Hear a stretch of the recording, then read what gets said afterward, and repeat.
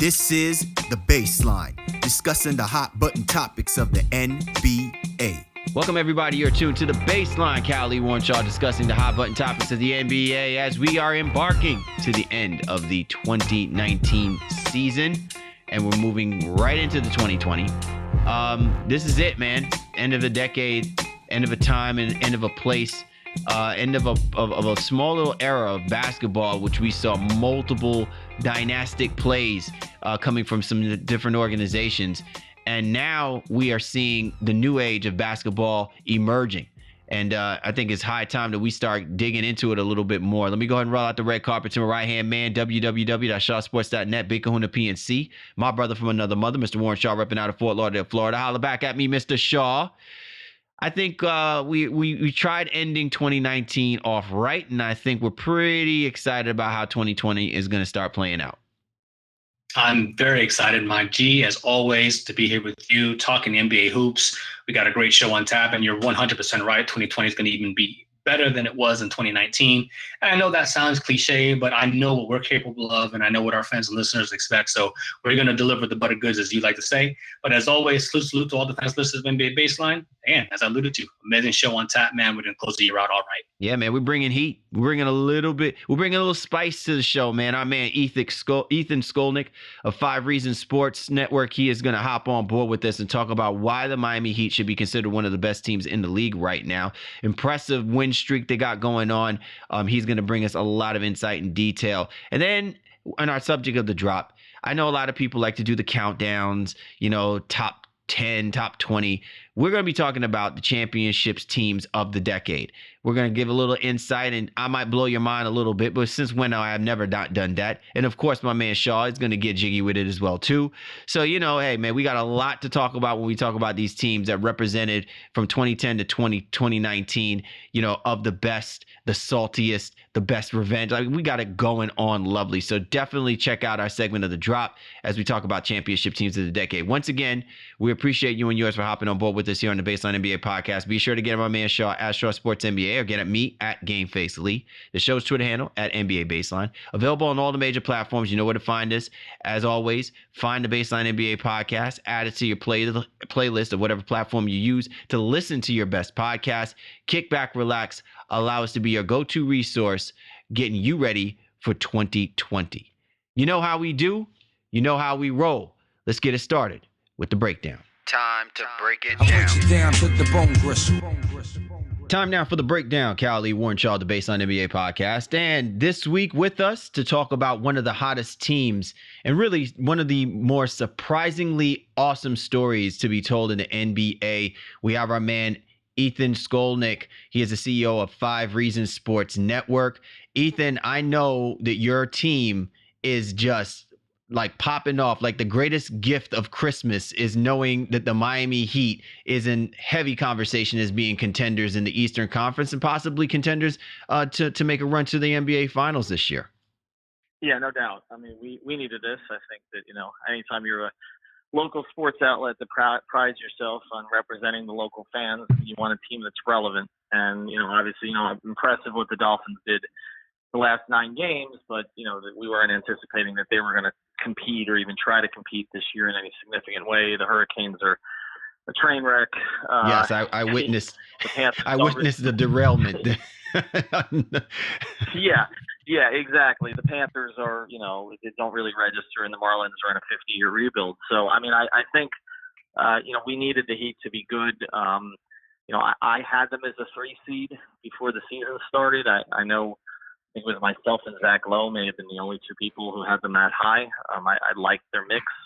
And what I always said was if you give Eric Spoelstra an uncluttered roster with motivated guys who like to defend, then I think you're going to get really good results. And that's what they've gotten. Did I anticipate they would be 24-8, have a better record than all but one of the big 3 teams at this stage? No, but I thought they'd be good. And for a lot of the reasons, I think that they have been good.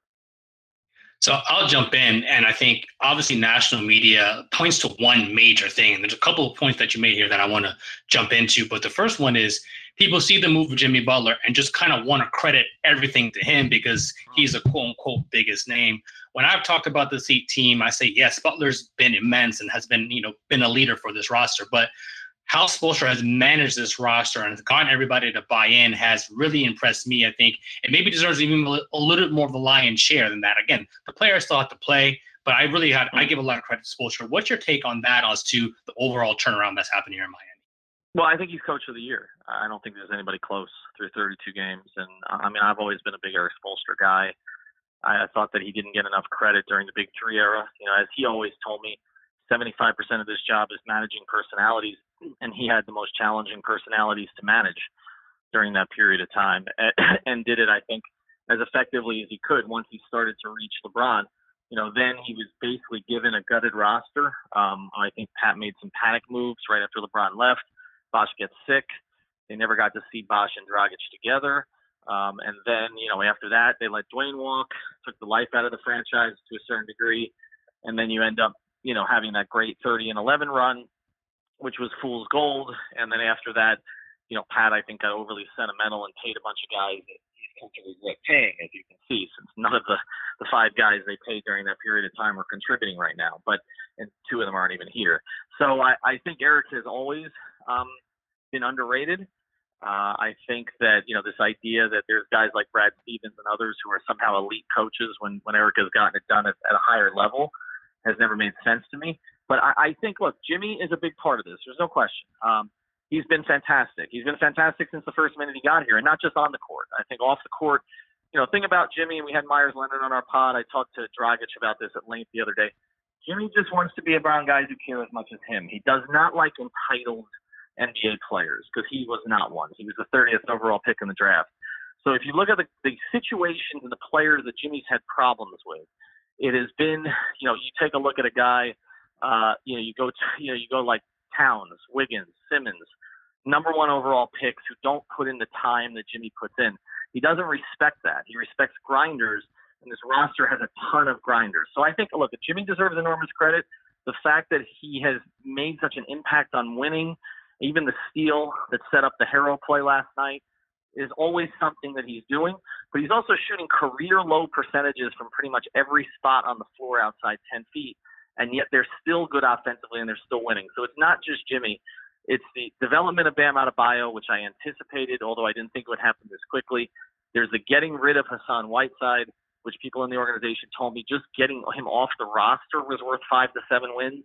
And then there's the development of guys like Nunn, Robinson, obviously Hero, Silva, and other contributors to make up for JJ and Dion not giving them anything.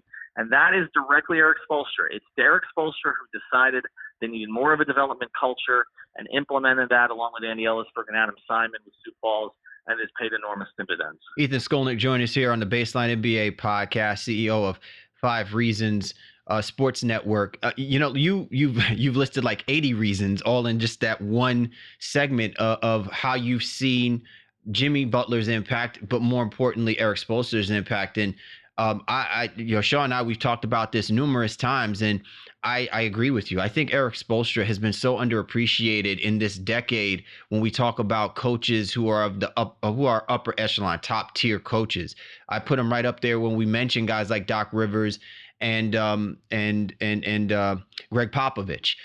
Just because Eric Spoelstra had inherited star quality players, I really think that part of the influence of why we see even the greatness, for example, of LeBron James is that he's dealing with a head coach who knows that he wants more from him from the things that he doesn't put enough effort and emphasis into in order for the other guys to go out there and execute. One of the things that's really impressed me about Miami Heat is how well and consistent they're playing defensively. And I've always recognized Eric Spoelstra's impact as a head coach, not on the offensive side of the ball, but more on the defensive side of the ball. So I need you to help me understand how Bam Bam is just been unleashed in such a degree, not just, for what he contributes offensively, but even what he's doing as an impact player defensively, because you never got that from Hassan Whiteside. He was more like a highlight reel rather than an impact player.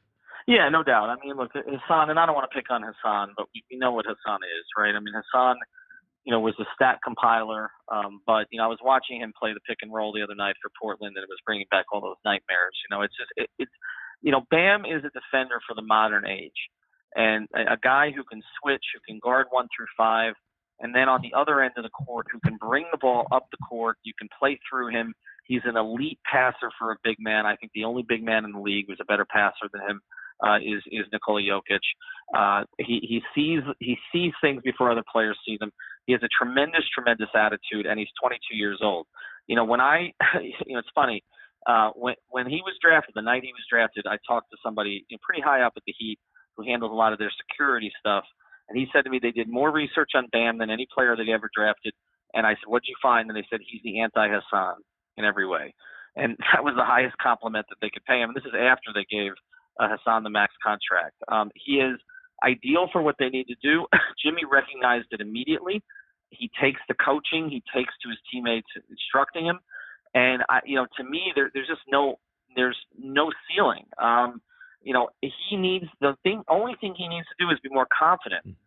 He's got to develop his face-up jumper. I don't think he has to be a three-point shooter yet. He's working with Bosch on that, but I don't think he's got to be a three-point shooter. But he's got to consistently knock down the 10 to 14 footer. And the biggest thing is he's got to take it. We've seen it in the games against Philadelphia, where he's been neutralized and their offense gets gummed up, is when Embiid is dropping 10 feet off of him and Bam's not looking at the basket. He has to be aggressive in those situations, either take the jumper, take a step in and take the jumper, or drive to the basket and make a play from there. So I think that's going to come. Again, he's 22. He's been a full-time starter now for less than one full season. And he's an all-star this year. I think if you look at the all-star rosters, I don't think there's any question the East coaches are going to appreciate what he's doing on a team that's now second in the East. So, like I told you, the Whiteside move this offseason was portrayed to me as addition by subtraction. We have to get Whiteside out of the way so that Bam can play 30 to 35 minutes. Eric wanted to do it last year, but there was concern about doing it earlier last year because Hassan was behaving, and they thought they would lose Hassan completely if they went to Bam. But obviously now that's not an issue. So you talked about Bam's confidence, which is something that, I think is right on point. I remember being at media day and guys like Udonis just saying that he understands everything, like exactly like you said, on the court, off the court, embodies the Heat culture, et cetera, et cetera. But with his confidence, comes that ability to kind of even space the floor. And I remember being at media day as well and asking Spo myself, like, hey, how is this team going to find the spacing? And so many guys have been able to shoot the basketball, and even one-offs, if you will, like Myers Leonard, he's still struggling a little bit, but he's still doing his part on when he gets his minutes out there. Talk a little bit about guys like Tyler Hero and Kendrick Nunn and what they've meant for this team's spacing in general, so open it up for guys like Butler and even Adebayo at times. So, you take a look at someone like Duncan Robinson, 51% from free in December. December's over. He shot 50% plus for the month, and he did it on high volume, and he's actually at 56% over the past week and a half. But it's not just the shooting. Look, they knew Duncan Robinson could shoot. They knew some of these other guys can shoot. What it is developing these guys so that they have enough of another skill set so that you can keep them on the floor. So, like, the issue with Duncan wasn't whether he could shoot. It was whether you could play him, because was he going to be, so porous defensively that you couldn't make up for it? Was he going to be such a poor rebounder? But he's been a competent rebounder, and he's been an okay defender, at least positionally. And so when that happens, then you can allow them to flourish as shooters. Their numbers, their assist percentage has gone down a little over the past 3 to 4 weeks. I think a lot of that is just the wear and tear on Jimmy, with Dragic being out so long and then Winslow, not even back at this stage. But when you look at their assist percentage early in the year, a lot of that was because they were creating these crazy open looks. And look, you give good NBA shooters open looks time after time after time in rhythm, they're going to make a lot of them. And that's where you are with Duncan. That's where you are with Hero. That's where you are with Leonard, who frankly needs to take more. Olynyk's been a bit of a disappointment in some other ways, but he has shot the ball over 40% this year from three. Kendrick Nunn's at 35% on pretty high volume. And Dragic is shooting 42% from three, which is a career high for him. It's slightly above his best season in Phoenix. So you're talking about 5 or 6 shooters now shooting between 35 and 50% from three-point range. That's plenty. And so I think a lot of that is system. A lot of that is Jimmy's unselfishness. You look at a lot of their threes, they come off multiple passes on a possession where everybody's touching the ball. And again, that that comes back to coaching. So, I want to credit the players. But what Eric has done is he's designed a system that fits this group perfectly. And like I said, these players all have, in addition to a team, motive, they have individual, sort of motivations, because a lot of these guys were undrafted or not drafted particularly high or sort of left for dead, and they've come together in this way. And that's why I'm a little nervous. You start talking about trades, I'm a little bit nervous about breaking up what has been a very unique chemistry this season. Well, so now my question for you is, listen, this is an impressive basketball team, but we also recognize as well too, as the season wears on, you start looking at specific matchups, and you look at the strength and weaknesses of what the Miami Heat bring to the table as being an elite team in the Eastern Conference. So I'll ask this question now, and I'm sure we'll revisit this, in the second half of the season, praying that, to your point, they don't make any crazy trades and break up the chemistry and flow. But if you're sticking with this roster, what would you like to see more of from this basketball team as they play the 76ers, the Raptors, the Celtics, and all those teams of kind that give you the assurances that in a 7-game series, they can hold their own? Well, I think first thing, they're ahead of schedule. And I think we've got to acknowledge that. But if you look at the way they've played against the other best teams in the East, they're they're 1-1 against Milwaukee. They're 0-1 against Boston, but they haven't had them here yet. They are 2-1 against Philly. They're 1-0 against Indiana. They're 1-0 against Toronto. They get them here next week. So they've competed with the best teams in the Eastern Conference. They're right there. They beat Brooklyn too on the road. So, I don't think, this idea that, some of these other teams may have more top-end talent, and except maybe Indiana, but some of these other teams, Toronto probably does when they're healthy. Philly definitely does. Boston probably does. Milwaukee certainly does. When you look at all that, you say, okay, can you compete? Well, they have competed. So what do they need to do to take the next step? Well, the first thing is they've got a lot of young guys.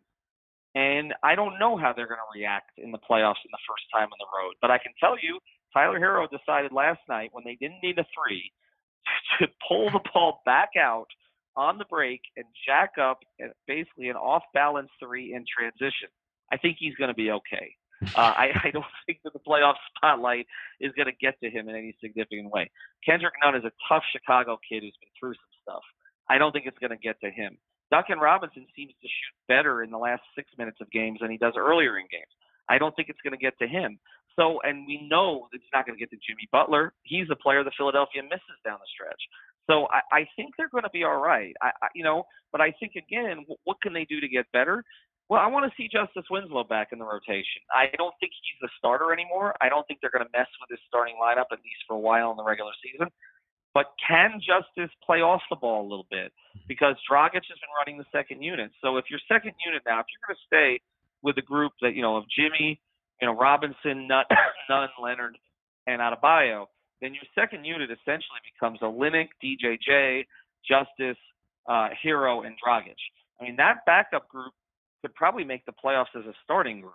All right. But how does it fit, right? How do Justice and Goran fit together? How do Justice and DJJ play together if neither of them is making shots from three? I think these are things we've got to take a look at. But I think Justice's addition, whenever it happens, and there's a little bit of a dispute internally about how injured he is, but I think once he gets back, he gives them that extra defender, extra ball handler that takes some of that burden off of Jimmy. And I think that's going to be really beneficial, because I think if you look at Jimmy's shooting numbers lately, I think the fact that he has had to carry so much of the burden on both ends has led to this, pretty precipitous drop in his shooting statistics. So you've been all positive about this Heat squad, and there's a lot to be positive about, and especially wanting to kind of see this roster to its full potential and fruition. But I think one of the questions I've always had is, so far this season, is that not everybody has been healthy at the same time, and has Fulcher been able to really will he be able to find the gel and mix of getting everybody and getting everyone their minutes, in a harmonious way? As you alluded, Winslow being out for the last 10 plus games, and Derek Jones Jr., he missed some time and he's back now. He's playing well. Obviously Butler missed the start of the season, with the birth of his child. A lot of different things have happened, and guys have been in and out of lineup. Not to even mention the Deion Waiters situation. They're 29th in turnovers per game right now. Next to last in the league. That's something that they can improve. Is there a move out there that you, Ethan Skolnick, would be behind, so to speak, of maybe, okay, a player out there that could maybe help this team, especially when it comes to the turnover department, and maybe kind of, again, maybe in another way, addition by subtraction, because there are a lot of guys on this team that are going to want to get some minutes. Yeah, no doubt. And already you've got two that aren't getting any minutes, right? Dion and James Johnson, who's wearing spacesuits to the arena. Yeah, I mean, I think I think, look, obviously, you would like to, I think, get off of their money. I don't know how you do that without giving up an asset like a Winslow or a Derrick Jones Jr. or maybe even a Kendrick Nunn, and I'm not sure that you want to do that right now. You say who can help this team?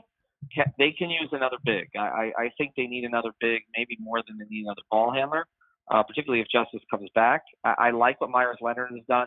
I don't really feel comfortable with the way Kelly Olynyk has played. He seems out of out of step this year. He really needs to be a 5 who handles the ball a little bit. It's tough with this composition of roster, but I think it's also going to be tough to move him. So can you get another big who's maybe a little bit further developed than Chris Silva at this stage? You might need that. The other thing is, look, the one player out there, we talked about Kevin Love. I'm not a big fan of that. You look at Blake, it's too much money. You look at Blake Griffin, I don't think he stays healthy enough. I mean, the one guy that I think could really help them is Drew Holiday. And I've been consistent on that.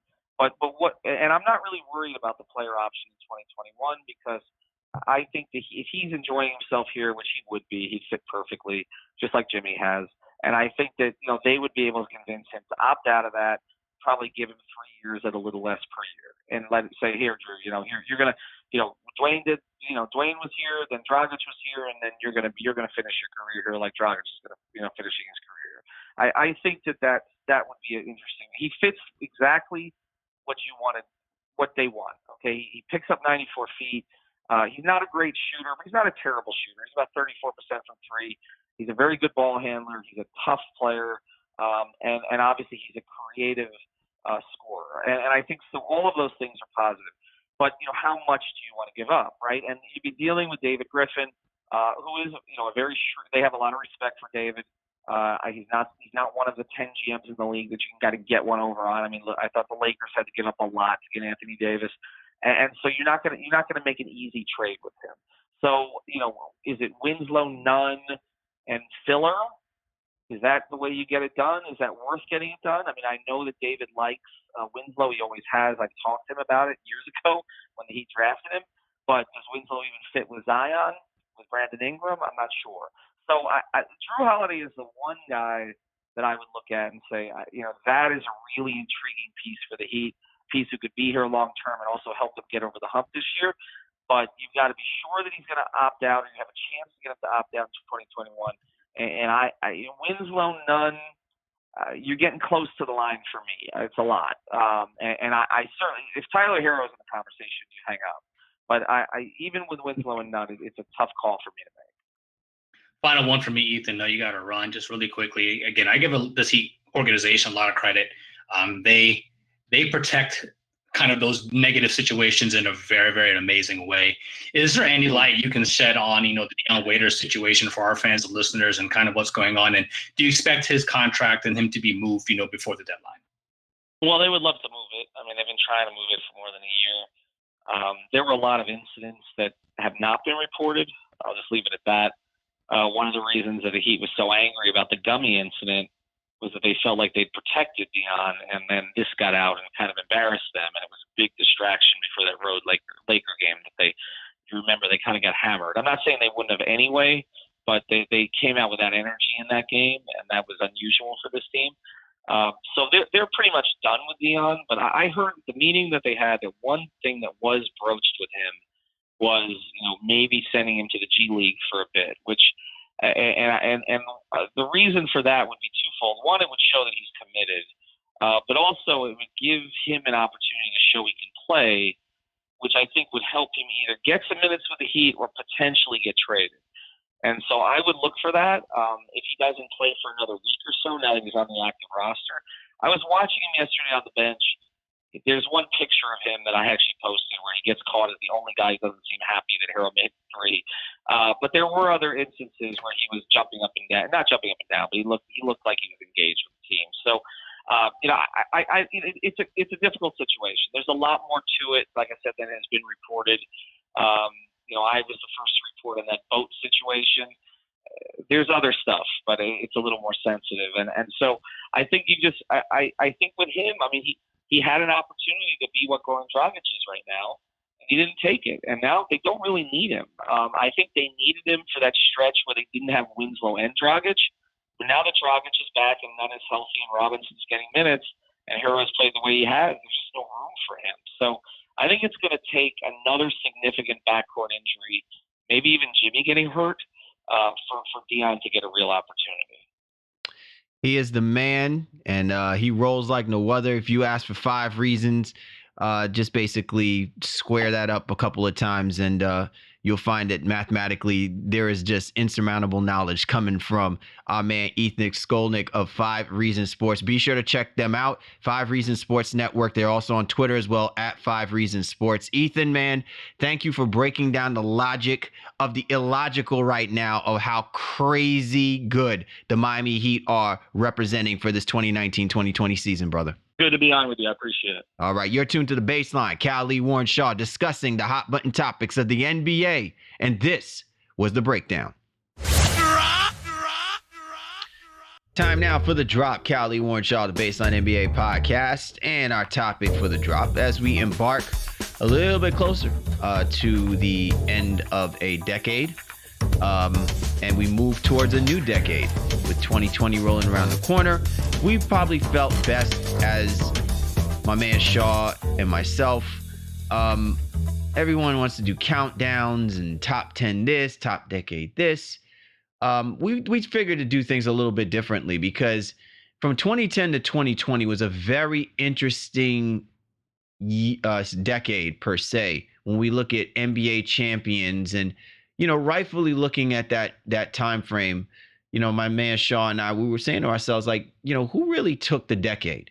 There was basically 2 dynasties that emerged, and so many questions about, which dynasty represented the best. And yet there were a couple of other teams that emerged out of there as well, too, that probably did not get enough conversation because we got so consumed in this new era of basketball, so to speak, that's being played where there's more scoring taking place, less physical contact.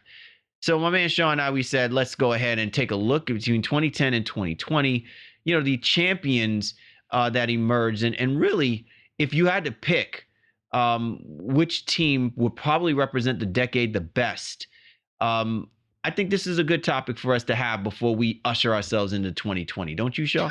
Absolutely, my G. I think one of the things that surprised me a little bit, and it's like when you're living in the moment, you're maybe not always cognizant of the history of things that are happening. But we had a decade where there was 4 straight finals with the same 2 teams in it, 4 straight. And we still had 7 different champions in the 2010s. That to me is a little bit remarkable when you think about exactly what you alluded to, the quote unquote dynasties that were formed in this era, so to speak. Especially you talk about the Heat and their back-to-back, and then the Warriors and the championships they won. But still, other teams found ways to get championships and get rings during this decade, and that to me is worth talking about. Now, granted, obviously the Golden State Warriors are probably the team of the decade just by virtue of being so dominant, winning the most amount of championships in this time, but also having the most amount of finals appearances. But in general, it was a little bit more not as one-sided as many people would say when you look at the overall decade and the 10 years that took place. Yes, and I think one thing that really stands out to me, because when you look at who wound up being champion, there's really been only, if I count correctly, let's see, 1, 2, 3. Only 3 of the 10 teams had where the MVP of the league also wound up being champion of the NBA. And that says something. It says that while we've seen some spectacular scoring and play from some of the best in the game, the roster that they probably played with and probably the matchups that those teams had to, play against throughout the course of their playoff runs, they got stymied. They got stopped. So it isn't as predictable as everyone always seems to make it sound like, and I'm not calling out any specific names from media pundits, but sometimes it's not always written.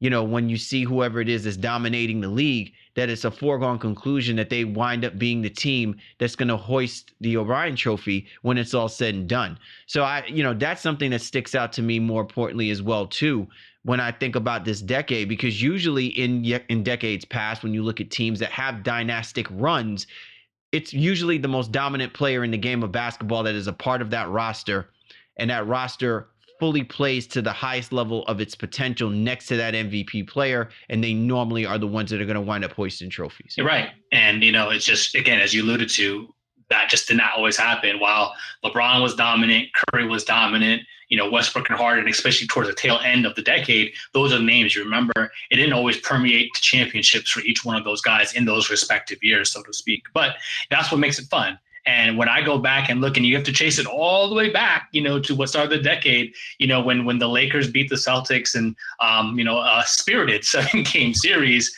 that was the first champion and, kind of the end of Kobe's legacy. And it began, 2 years later, what LeBron would eventually get with his Miami Heat roster. But great players throughout the entire decade on a lot of great teams, so to speak.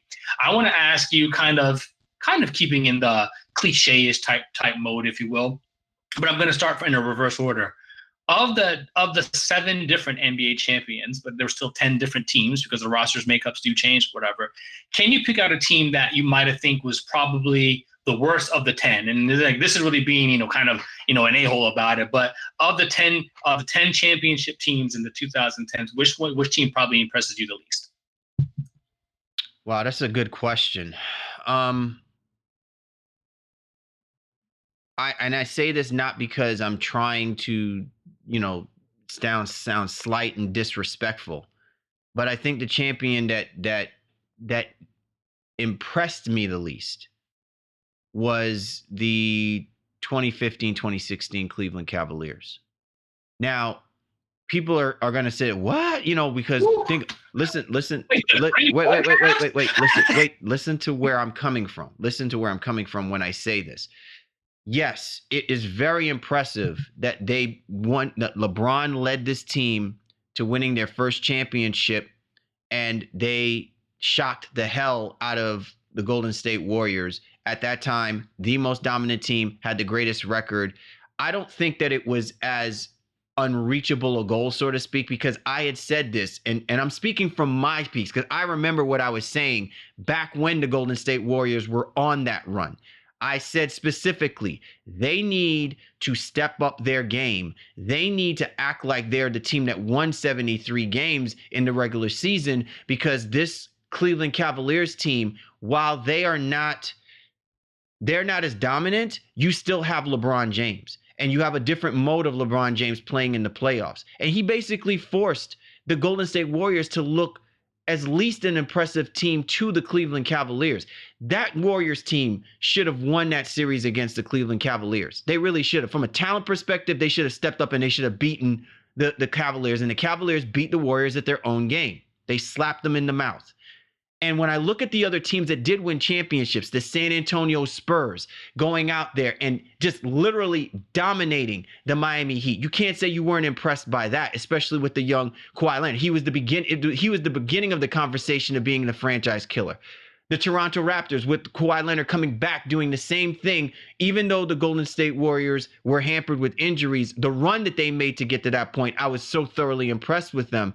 So I'm just saying, personally, when I look at that roster of the Cleveland Cavaliers, with the exception of LeBron James and, these moments of when Kyrie Irving was doing his thing, I just felt like that's how dominant, that's how impressive these teams were to me in making the runs that they made, in dominating the way that they did. I wasn't completely impressed with the Cleveland Cavaliers as a team in comparison to them, not in comparison to the accomplishment. Their accomplishments were more than impressive. But I'm just saying, aesthetically looking at them, they didn't look like the most impressive team, and even the odds makers didn't see them as being the team that should have been winning that championship. because they weren't impressive going into that. Remember, the back part of that regular season, they had taken a step down, and everyone was thinking maybe this was the moment that the Atlanta Hawks, or maybe this was the moment that the Toronto Raptors could actually knock off this Cleveland Cavaliers team, and then they stepped it up again and they wound up winning. So that's my. I get that, and that's more than fair. I just think I know you were ready to come. You were ready to go all up in my esophagus and take my lungs out, man. I'm like. I don't know. I mean, it's just, again, it's unique to when you think about that. But I mean, the history of it and the kind of the what ifs and could haves, like, it's hard to not factor that in when you watch it. But at the end of the day, they won the championship. But anyway, that's a Draymond Green getting a suspended series, the whole nine, and all intents and purposes, they shouldn't have came back from 3-1. I think my least impressive team, and this is a little bit of self-serving hate, is going to be that 2010 Lakers team. Only because I know what it took for them to win Game 7, and just a ridiculous effort from Ron Artest, who all of a sudden found ways to knock down threes, and Gasol, offensive rebounds. Kobe shot, 7 of 32 or something insane, and they still found a way to win that Game 7. I just don't feel like they were the better team, and I just think some things got fortunate for them that specific evening, but to the fact that they were still in the Game 7 in the NBA Finals and were the best team in the Western Conference for all intents and purposes that entire year. I don't have a lot of love for that Lakers team, because I don't have a lot of love for the Lakers in general. So, but just in general, for me, I think that team. Here, have him. Allow me to retort. One of my least favorite team of the 2010 that won the NBA, of the 2010s that won the NBA Finals. I think my favorite, not the best team, but my favorite team is probably that 2010-2011 Dallas Mavericks team. Oh, yeah. That upset the upstart Miami Heat. Just the way that series played out, and then all of a sudden, and it was really starting. It was the beginning of the meme era, so to speak, and and LeBron in the fourth quarter, and all that, all these jokes and all these things that came out. And LeBron has obviously acquitted himself immensely and tremendously since that stage. But just being in that moment and living in South Florida as well too, all the and this is again more fandom than analysis, but all the sudden Heat fans that came about, people who didn't watch basketball, all of a sudden they were all LeBron and Bosh and Wade guys. I'm seeing Heat jerseys everywhere and horns honking and, license plates and the whole nine. And I'm like, what is happening? Mm-hmm. And just for them to get that dose of reality immediately after not one, not two, not three, that I think was one of my favorite all-time NBA moments in general. Just seeing that Mavericks team overcome what was seemingly the impossible against all odds, and Jason Terry and Dirk and all those guys, J Kidd, all those guys getting rings. That was immense to me. What about you, bro? Well, I mean, I can agree with you. No question. I can certainly agree with you. I'm gonna go out on a limb, and I'm gonna say that my most favorite team to have watched win that championship was the 13-14 San Antonio Spurs. There was just something about the way that they played that finals that was just beautiful to watch. And I think part of it's funny because I wanted to ask you this question before you got to this question. So let me ask the question, and then maybe then you can see where I'm coming from.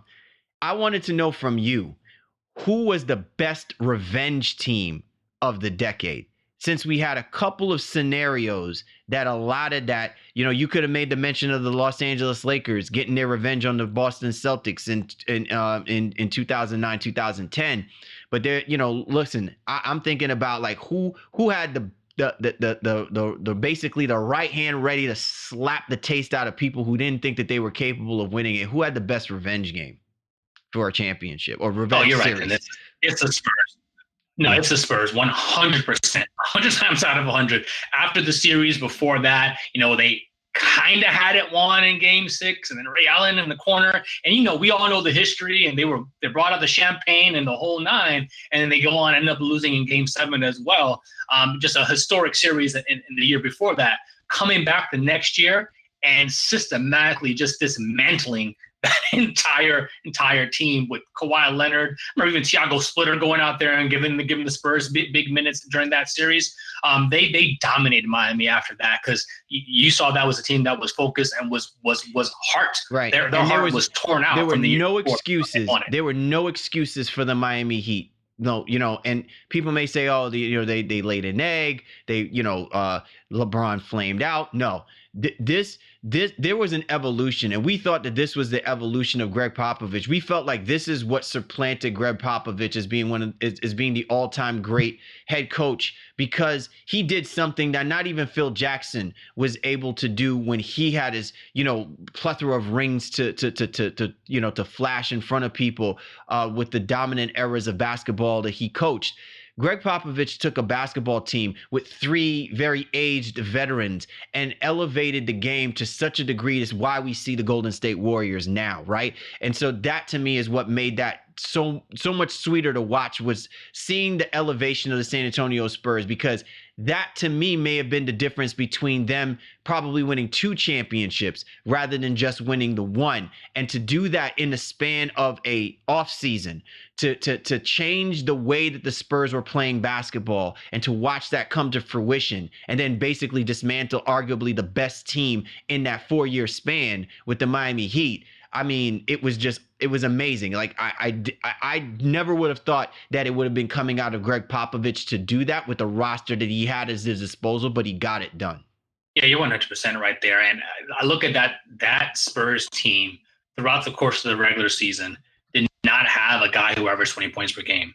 Not one. Tony Parker led them in scoring at 16.7. Even in the finals, it was Tony Parker with 18 points per game, and Kawhi Leonard, shutting down LeBron in the way that he did at 17.8.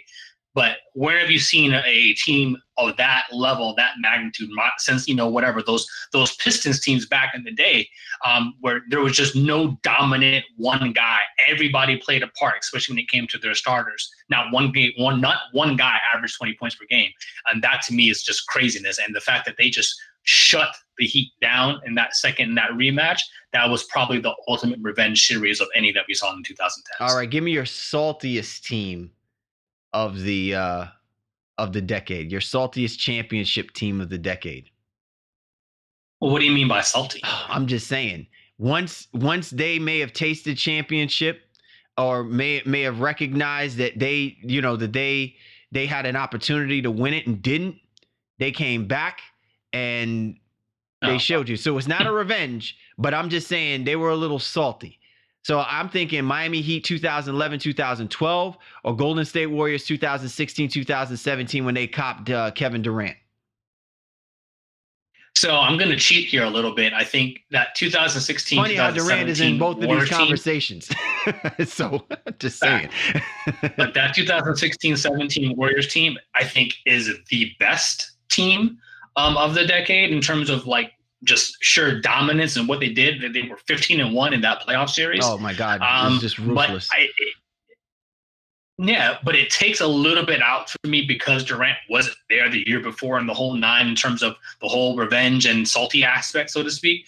So to me, I will go with that, that first Heat championship, 2011, 2012, after getting beat, after all their talk and all that crap, they go out there and then just room shot over the OKC Thunder, 4-1. And it wasn't close. Like they dominated that series. And that was one of LeBron's best years. I think he might've been even slightly better than next year in terms of his overall field goal percentage and things of that nature. But that Heat team came out and was just absolutely insane and absurd to me. So yeah, I think that 2011, 2012 Heat team is probably the saltiest, and got some sweet revenge in some ways as well too. Well, I won't disagree with you, and I think that those are excellent points to that. The reason why I think I'm going to go with the 2016, 2017 Golden State Warriors isn't because of what the Warriors did, but more of what the Cleveland Cavaliers did. So to your point, Shaw, maybe one of the greatest upsets of that decade was the Cleveland Cavaliers upending really a dominant Golden State Warriors team, right, in 2015, 2016.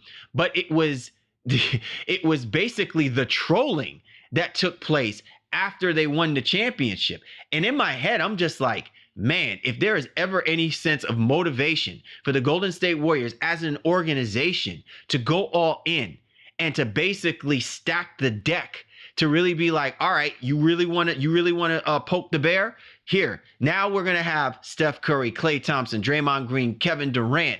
That move was all the way salty altogether. It was almost as if no matter what happened with Harrison Barnes and with Andrew Bogut, they had already had their bags packed. You know what I'm saying? When the season was over, it was already trying to figure out a way to move Kevin Durant into their Hampton 5 home that off season. Like it was just crazy the way that the Warriors attacked that off-season free agency market the way that they did, and to come back and then utterly just dominate LeBron James. And the person that we all wondered if he was going to play at that level, come out not just as the, as a champion, but also the finals MVP. I felt like that had a level of saltiness that just, I mean, totally overseasoned the meat. So fair. So, as we close this out here a little bit, just, I'm going to narrow it down to two. You're a surprise champion of the decade. And I'm going to say you have to pick between the Raptors and the Dallas Mavericks. Which team surprised you more of them winning an NBA championship? I'm definitely going to go with the Dallas Mavericks. The reason why I'm saying that is because even that was basically the last season that we stopped talking about the Western Conference. Well, actually, no.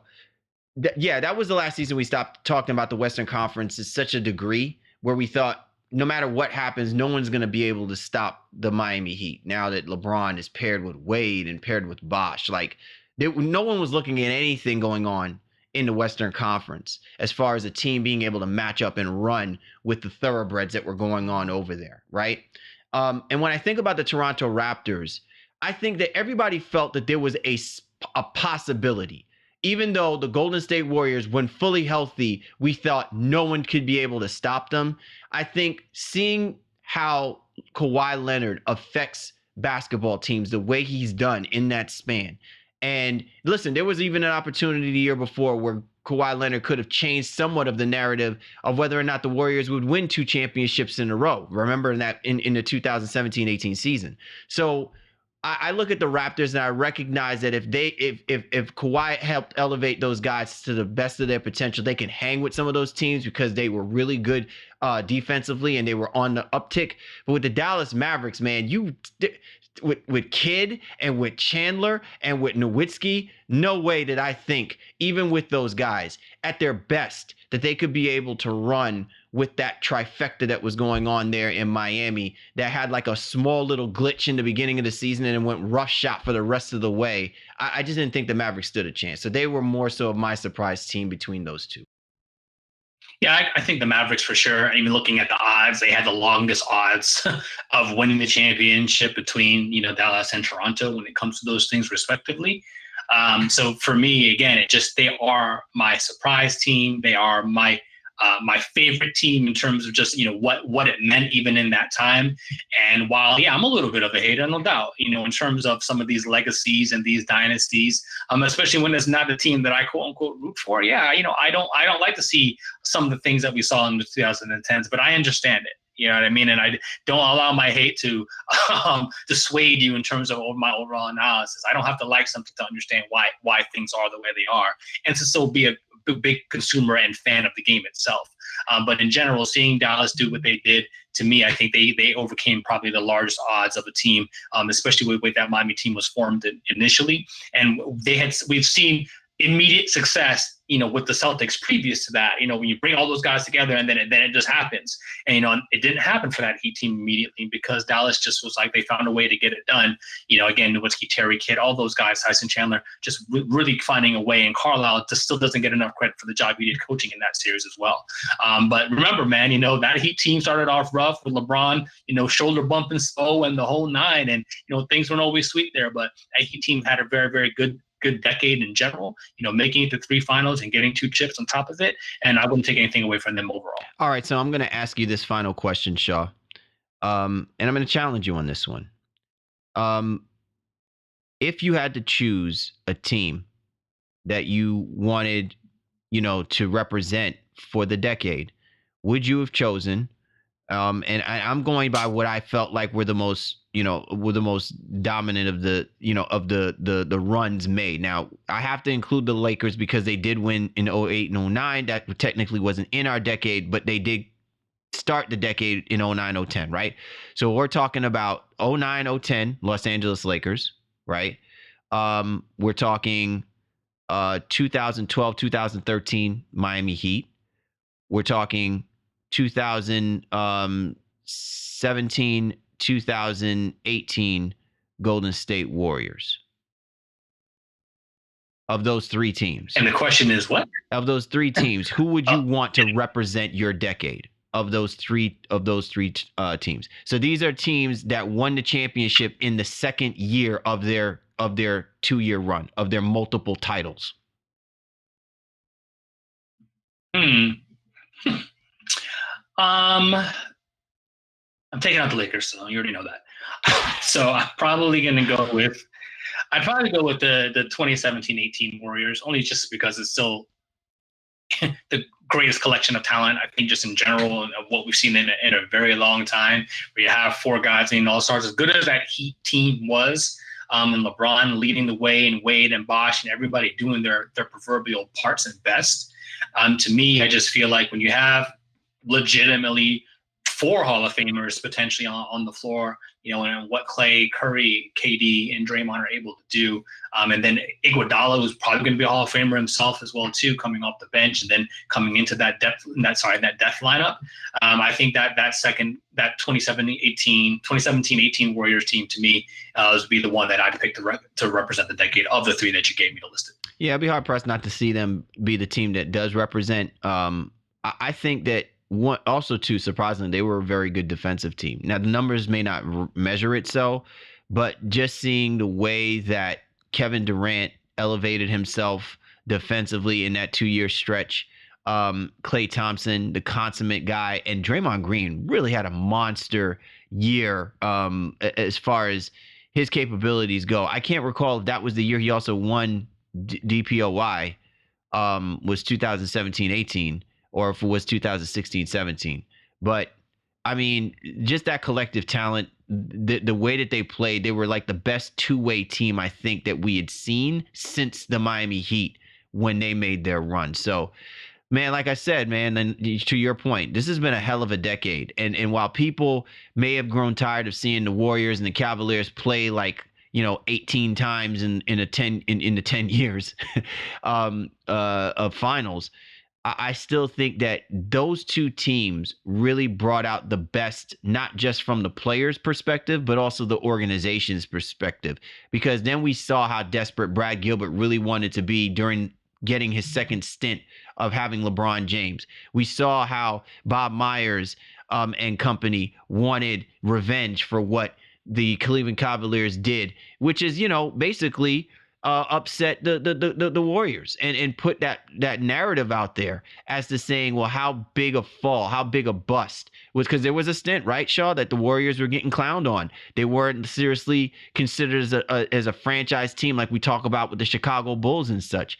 So it's just amazing how quickly things had escalated in that 4-year span per se. And how directly responsible LeBron James has been for a lot of this madness that's been going on. It's exactly the reason why he's considered one of the GOATs. Yeah, 100%.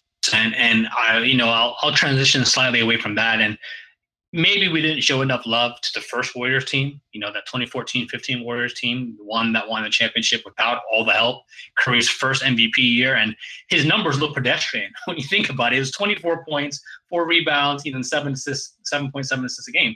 Very good numbers, but what he did the next year, averaging over 30 and all the threes from, 50 feet away, that's mind-boggling. But maybe that first Warriors team, too, is a little bit of a surprise, because nobody saw the Warriors winning 67 games and going to the NBA championship right after the Spurs, did what they did to dismantle the Miami Heat.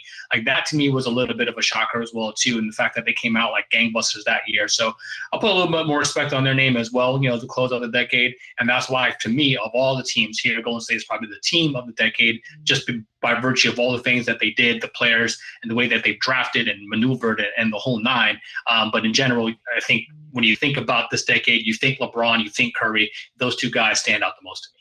All right. Well, there you have it, man. We hope you guys enjoyed, and we definitely want to hear from you and your perspective about those teams that represented the decade that is and the decade that used to be. You're tuned to The Baseline. Cal Lee, Warren Shaw, discussing the hot button topics of the NBA. And this was The Drop.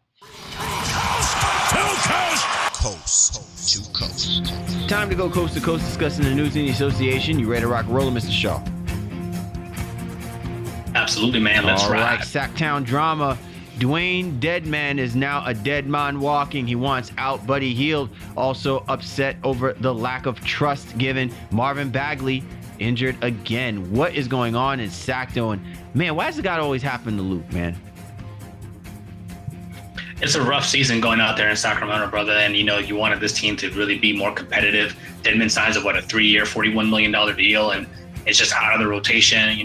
Holmes has come out there and just stolen all the spotlight from any of the front court players there.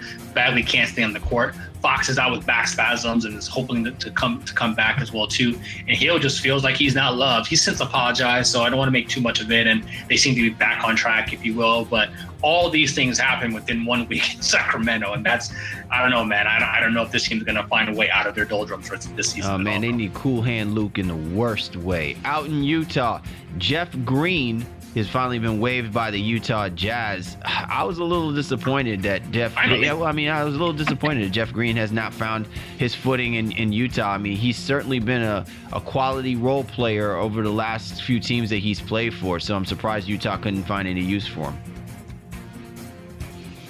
Yeah, I mean, you figure with his ability to stretch the floor a little bit, play multiple positions, 3, 4, maybe in 5 in some lineups if you're feeling froggy, just didn't work out for him in Utah as that team seems to struggle offensively with some of their new parts. They're playing a lot better now, even without Mike Conley in the lineup. And I don't know what that's going to say for when Conley gets back, but, with Jeff Green now, he's free to maybe join on to another contender, hopefully somewhere, probably more likely in the Eastern Conference, but we'll see. I don't think we're going to see the last of him this season. All right, finally, Shaw. A little heartbreaking here, man. Grit and grind. Something's grinding to a halt, and that would be the career of Zach Randolph. He's finally decided to pack it up, pack it in. But man, can't nobody say nothing about our man, old man Zach, boy. Old man game stays strong in the NBA.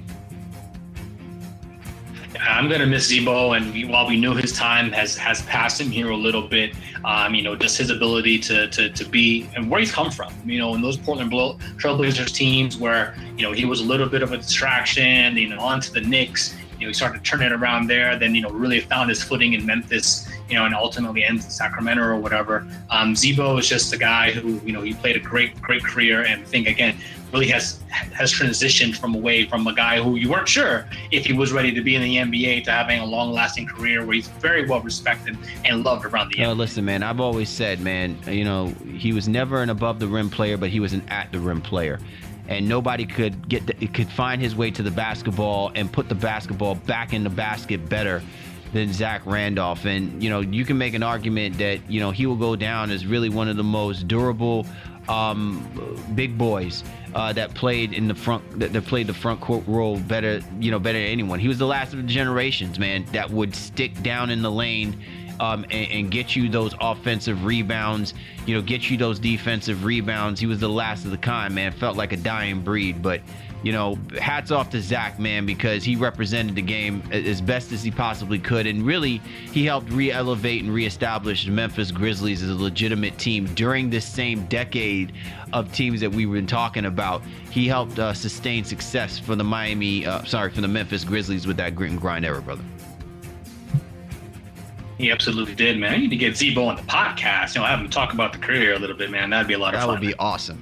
You know what I'm saying? That would be awesome, especially his time in Memphis. Awesome show altogether, brother. It was just great having our man Ethan hop on board for a little bit and really help us bring insight about how great the Miami Heat are. And listen, man, enough of this conversation that the Eastern Conference don't have players, man. The East is feeling like the beast that used to be in the past, man, and it's great when teams like the Miami Heat are in that mix.